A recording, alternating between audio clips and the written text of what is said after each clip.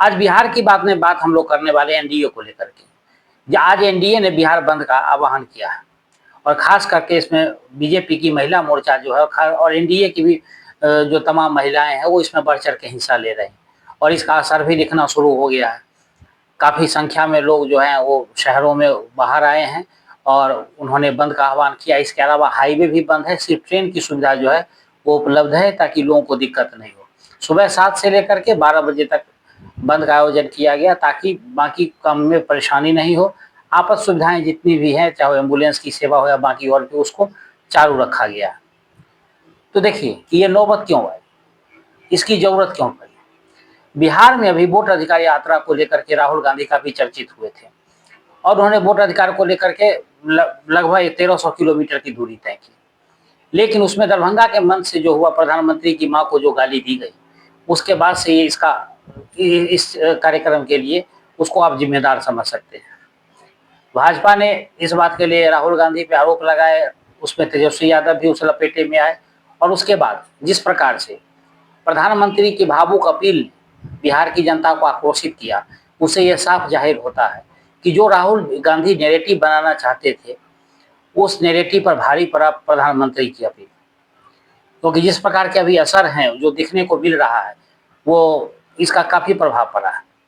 देखिए, बिहार के लोगों का कहना है, जब मेरी बातचीत बहुत सारे लोगों से होती है, जो हमारे पत्रकार साथी हैं उनसे बात हुई, तो उनका कहना है कि जो वोट अधिकार यात्रा के साथ, मैं तो 2 दिन ही था, लेकिन बाकी जो लोग लगातार बने हुए थे, उनका ये कहना था कि जब वोट अधिकार यात्रा की रैली खत्म होती या कार्यक्रम खत्म होता था, उसके बाद जब हम लोग बात करते थे तो लोगों का ये कहना था कि पहले ये कहते थे कि ईवीएम हैक किया गया है, अब कहते हैं वोट चोरी हो रही है। तो जब अगर बीजेपी ईवीएम हैक कर ही लेती है तो उसको वोट चोरी करने की क्या आवश्यकता है, लोगों के मन में सवाल है। दूसरा, जब लोगों से पूछा जाता है कि क्या आपका वोट चोरी हुआ है, तो वो कहते हैं नहीं, मेरा तो नहीं हुआ।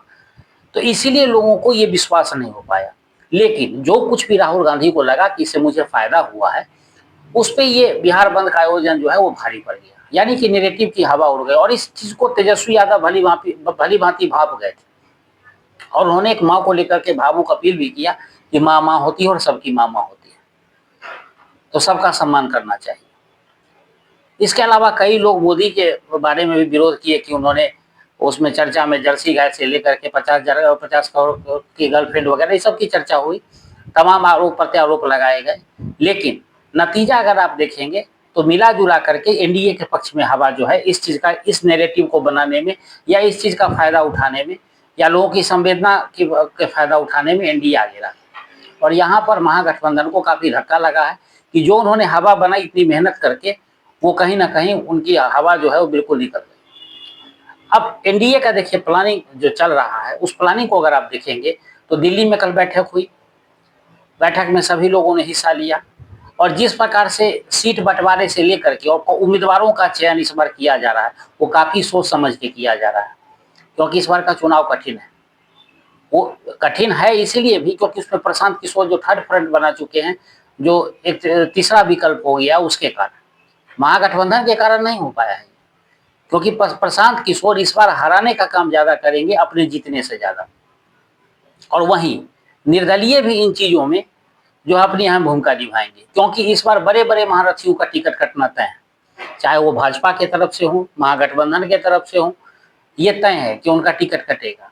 दूसरी बात कि दोनों ओर खींचातानी है, चाहे महागठबंधन हो या एनडीए हो, दोनों टिकट के लिए मारामारी है। दूसरी बात कि सीट शेयरिंग को लेकर के एनडीए के तरफ से उपेंद्र कुशवाहा, जीतनराम मांझी और चिराग पासवान, इन लोगों को लगता है, अब मांझी ने कह दिया बैठक में, दिल्ली के बैठक में, कि मुझ पर कृपा कीजिए, मुझे कम से कम 20 सीट दे दीजिए, जबकि उनको मालूम है कि 5 सीट से ज्यादा जीतने की उनकी हैसियत नहीं। तो एनडीए किसी प्रकार का दाव नहीं खेलेगी। दो दो लोग वेटिंग में बैठे हुए हैं, चाहे मुकेश सहनी हो या आईपी गुप्ता हो। आईपी गुप्ता से लगभग बात बन ही गई है, उनको कहाँ सेट करेंगे, वो एनडीए की अपनी सिरदर्दी है। वहीं महागठबंधन में अब कांग्रेस जो 80 सीट पे हरी हुई है, राहुल गांधी गदगद है अपनी वोट अधिकार यात्रा से, उनको लगता है कि मुझे 80 सीट तो कम से कम मिलना चाहिए। और आरजेडी 35-40 से ऊपर अभी भी नहीं बढ़ रही है। बीच में खबर आई थी कि 50 तक मिल जाएगा, लेकिन मुझे तो अभी वर्तमान में 1-2 दिन पहले खबर मिली है, उसमें तेजस्वी यादव किसी प्रकार का कोई कोताही नहीं छोड़ना चाहते हैं इस बार अपना सपना पूरा करने के लिए। वही मुकेश सहनी की भी वही स्थिति है। मुकेश सहनी कम से कम 30 सीट पर लड़ना चाहते हैं, 60 की डिमांड कर रहे हैं, 30 भी मिल जाए, जबकि सुनने में आएगा उनको 12 से 13 सीटें मिलेंगी। तो खींचातान दोनों हो रहा है। अब देखिए कि कौन किसका फायदा उठा सकता है।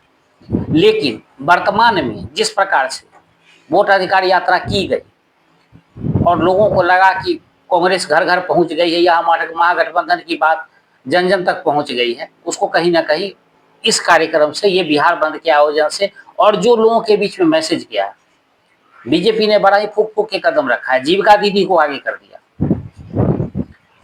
उनको उनको उनको आगे करके उन्होंने अपना जो है वो जो निशाने सही जगह पे लगाया। और महिलाएं जब होती हैं, जब महिलाओं का वोट पड़ना शुरू होता है, तो वहाँ कहीं महिलाओं की संख्या अगर देखें तो एनडीए की तरफ ज़्यादा झुकता है, और उसका उन्होंने पूरा लाभ उठाया। और जिस प्रकार से महिलाएं बढ़ चढ़ के इसमें भाग ले रही है, उससे साफ जाहिर होता है कि महागठबंधन जितना मेहनत किया था उस पर कहीं ना कहीं पानी फिर गया है। और बीजेपी का आगे भी प्रोग्राम जो नीतीश कुमार ने खजाना खोला है, उसमें महिलाओं का काफी ध्यान रखा गया है।